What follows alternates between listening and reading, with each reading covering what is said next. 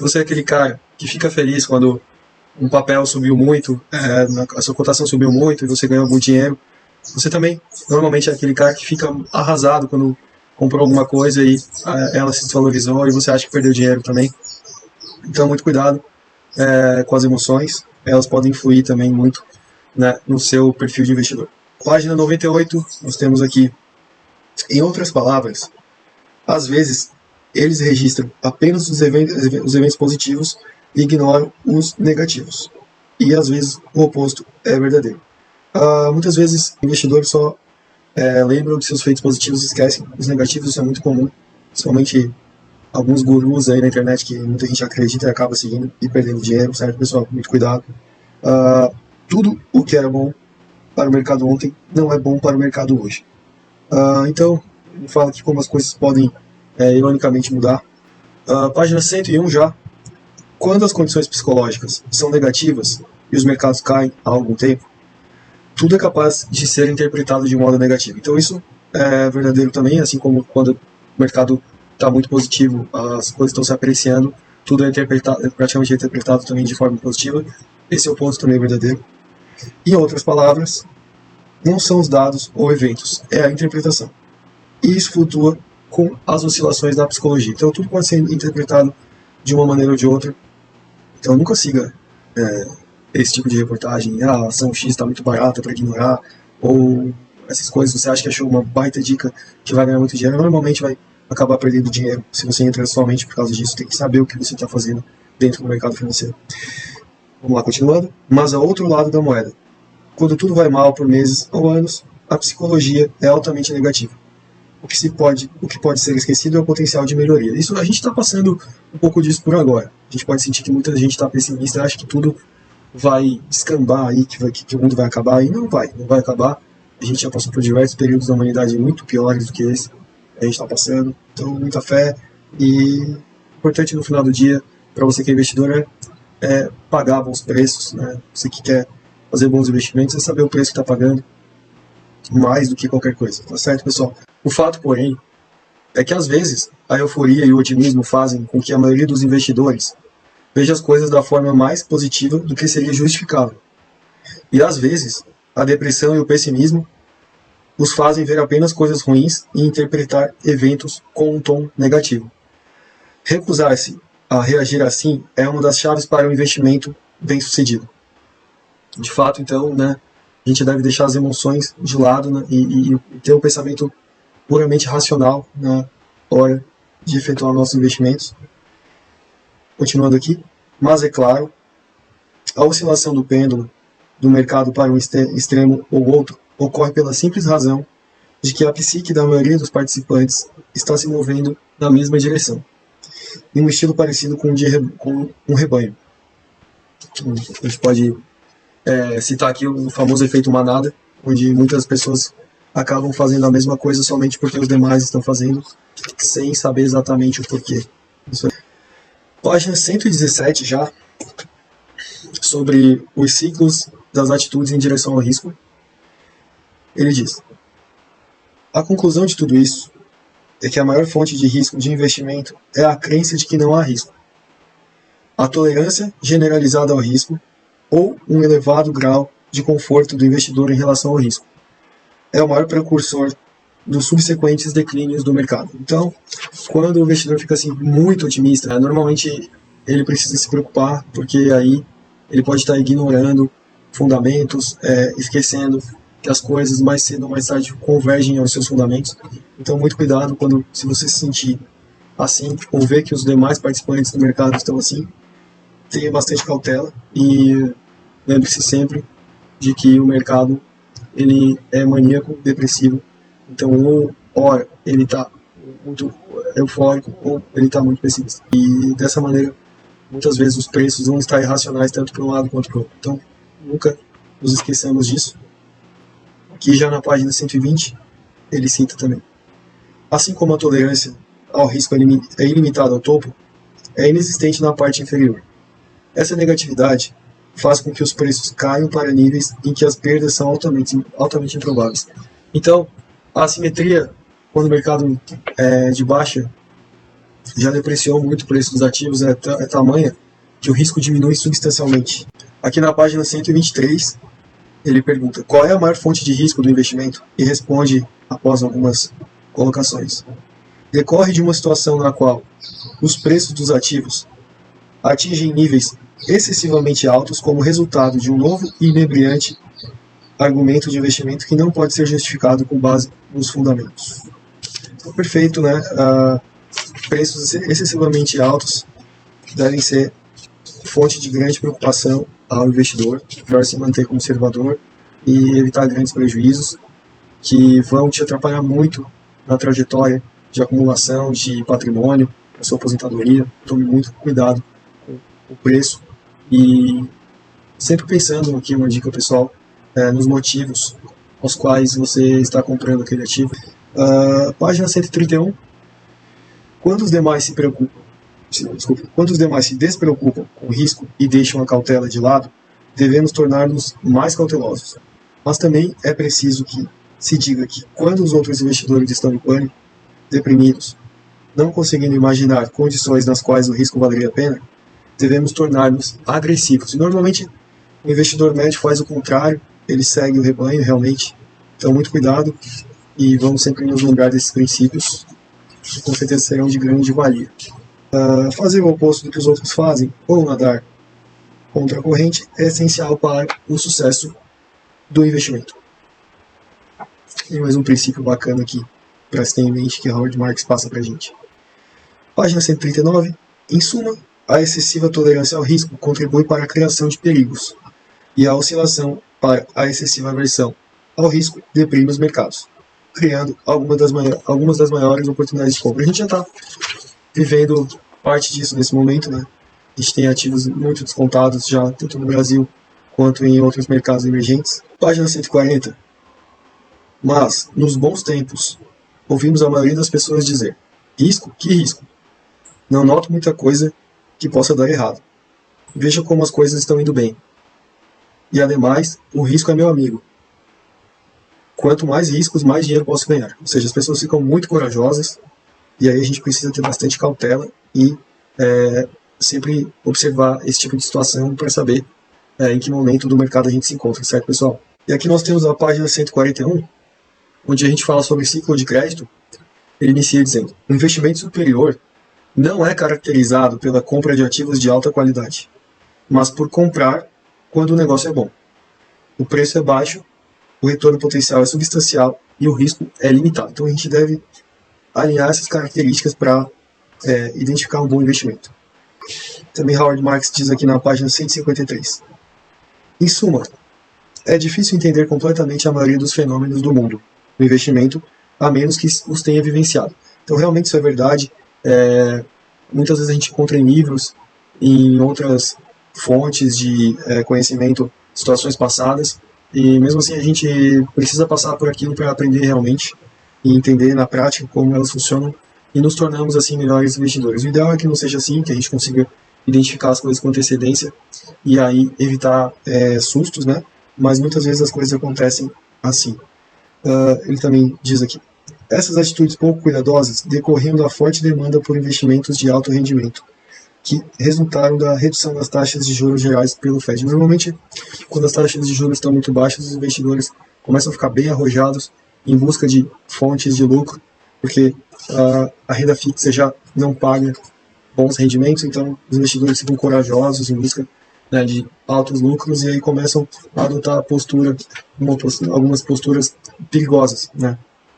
As principais forças que criaram este ciclo foram a fácil disponibilidade de capital, uma falta de experiência e prudência suficiente para temperar um entusiasmo sem sentido que permeou o processo, uma imaginosa engenharia financeira e a separação entre decisões de empréstimo e retenção de empréstimo, irresponsabilidade e ganância. Normalmente é isso que acontece antes de grandes crises financeiras, né? Uma certa irresponsabilidade em busca do lucro. Aqui na página 165. A chave para lidar com o ciclo de crédito está em reconhecer que ele atinge seu ápice quando as coisas vão bem por um tempo e as notícias estão boas. A aversão ao risco está baixa e os investidores estão ansiosos. Exatamente o oposto torna-se verdadeiro no outro extremo do ciclo de crédito. Seu ponto mais baixo é atingido quando acontecimentos são desagradáveis, a aversão ao risco aumenta e os investidores ficam deprimidos. Sob tais circunstâncias, ninguém quer fornecer capital.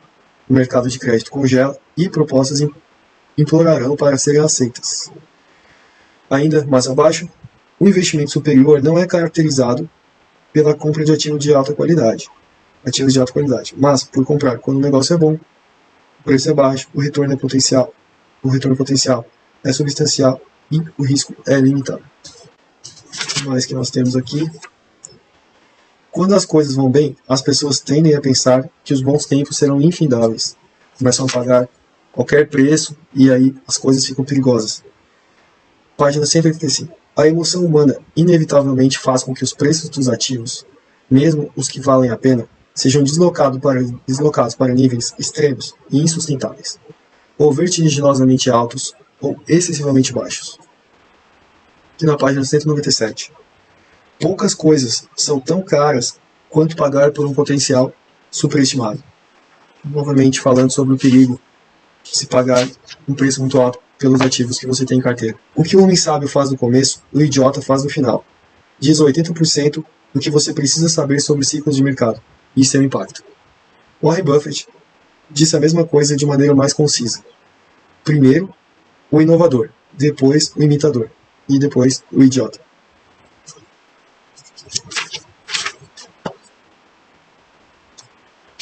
Aqui na página 202, há apenas uma forma de investimento inteligente: descobrir o valor de algo e comprá-lo por esse preço ou menos.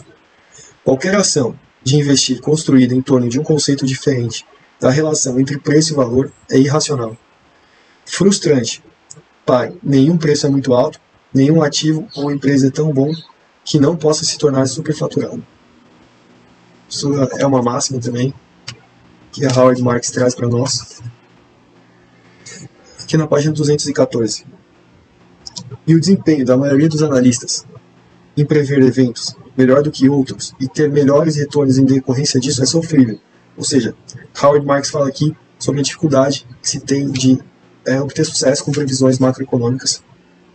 Então, a gente, tendo em mente isso, pode focar em outras particularidades, como o valor de algum investimento e o preço pago por ele, que é muito mais importante. Comprar quando os outros estão vendendo e vender corajosamente quando os outros estão gananciosamente comprando requer grande fortaleza e traz a maior recompensa. Então, novamente aqui, contra a manada, página 217, quanto menor a prudência com que os outros conduzem seus negócios, maior é a prudência com a qual devemos conduzir os nossos próprios negócios. Quando os demais estão eufóricos, devemos ficar aterrorizados. E quando os outros estão aterrorizados, devemos nos tornar agressivos. Novamente aqui, Howard Marks fala sobre e contra a maioria. Página 221. Quando os investidores estão nas nuvens, ganhando dinheiro, acham fácil encontrar razões convenientes pelas quais os ativos devem ser desvinculados das restrições das normas de avaliação. A explicação geralmente começa com "desta vez é diferente". Então, ciclicamente, os investidores sempre acham alguma desculpa para dizer que dessa vez é diferente, mas é importante saber que dessa vez não é diferente e você provavelmente vai perder dinheiro quando pensar assim. Página 229. O investidor racional não precisa fazer distinções sutis. Tudo o que tem a fazer é ser capaz de identificar um comportamento insano quando vir. Observar o mercado, ver como está o comportamento desse mercado é essencial para que o investidor se posicione com relação a esse mercado. Página 234. Por que alguém ofereceria a você em vez de comprá-lo? Então, sempre que você for comprar um determinado ativo, lembre-se que alguém está vendendo ele para você. Então, pense nos motivos desse vendedor para ver se realmente você está fazendo um bom negócio. Página 235. Não existe um mercado que seja separado e imune à ação das pessoas. O comportamento das pessoas no mercado muda o mercado. Página 243. Mas espero que a essa altura tenha deixado bem claro que quando a poeira baixar e os nervos dos investidores se acalmarem, o bonde já terá passado. levando com eles as oportunidades perdidas, as pechinchas. Isso aqui Howard Marks fala sobre alguns investidores esperarem o mercado se recuperar para se posicionar, né? Então que com isso o investidor perde boa parte das pechinchas do mercado. Aqui na página 248, Howard Marks fala quando o mercado é de baixa, normalmente ele cita, o ambiente é depressivo, pois muito do que se compra é logo cotado mais abaixo e não há animação. Então, por mais que o investidor esteja comprando um ativo a um bom preço, esse ativo ainda corrige um pouco mais normalmente, ou bastante mais, e o investidor fica com um sentimento de perda. Mas o investidor que sabe o valor dos ativos, o preço que está pagando, que é um preço baixo, ele deve ser bem frio quanto a isso e ter em mente que está fazendo um bom negócio. Página 263. Todos os investidores que seguem determinado ativo têm ou deveriam ter uma opinião sobre seu valor intrínseco.